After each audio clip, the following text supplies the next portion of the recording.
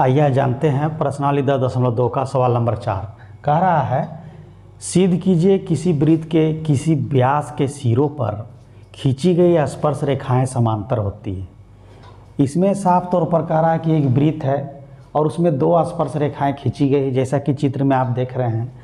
माना कि एक वृत्त है जिसका केंद्र O है, इसमें AB और CD दो स्पर्श रेखाएं हैं E और F बिंदु पर खींची गई हैं। प्रश्न से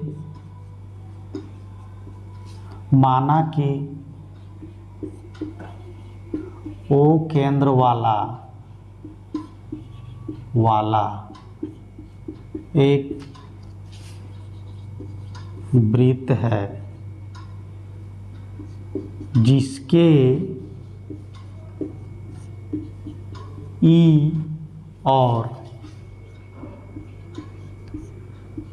F बिंदु से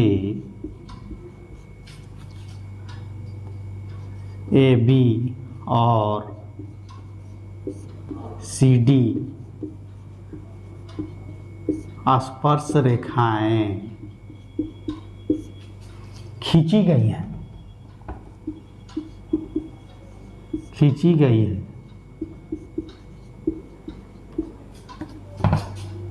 यहाँ पर EF व्यास है। EF क्या है? व्यास है। तो साबित करना है कि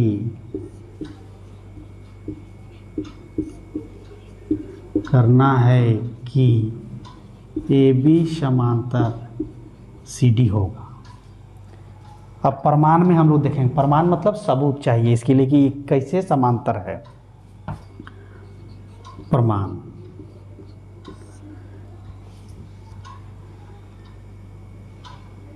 वृत्त में EF एक व्यास है। EF क्या है? व्यास है। और व्यास क्या होता है? बिल्कुल सीधा होता है। और E बिंदु पर और F बिंदु पर, E बिंदु पर और F बिंदु पर AB CD स्पर्श रेखाएं हैं।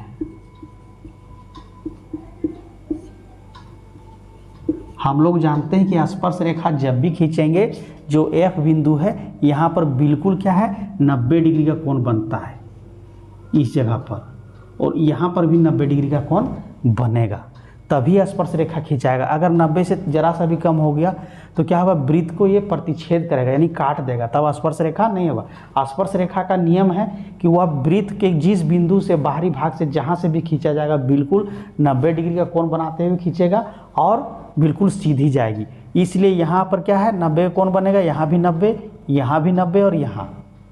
तो हम कह सकते हैं कि हम लोगों ने पढ़ा है कि समांतर रेखा का जो गुण धर्म होता है उसमें क्या है, एकांतर कोण बराबर होते हैं, एक ही ओर के अंतः कोण बराबर होते हैं, एक ही ओर के अंतः कोणों का योग क्या होता है, 180 डिग्री होता है।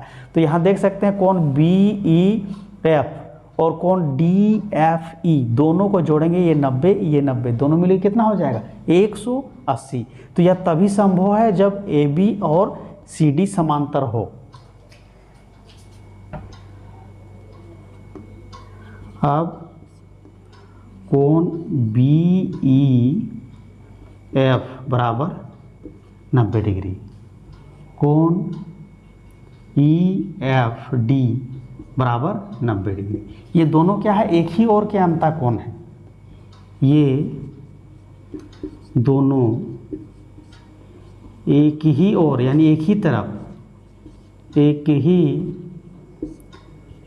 के अंतः कोण है। यदि आप मेरे चैनल को पसंद करते हैं तो लाइक शेयर एंड सब्सक्राइब जरूर करें।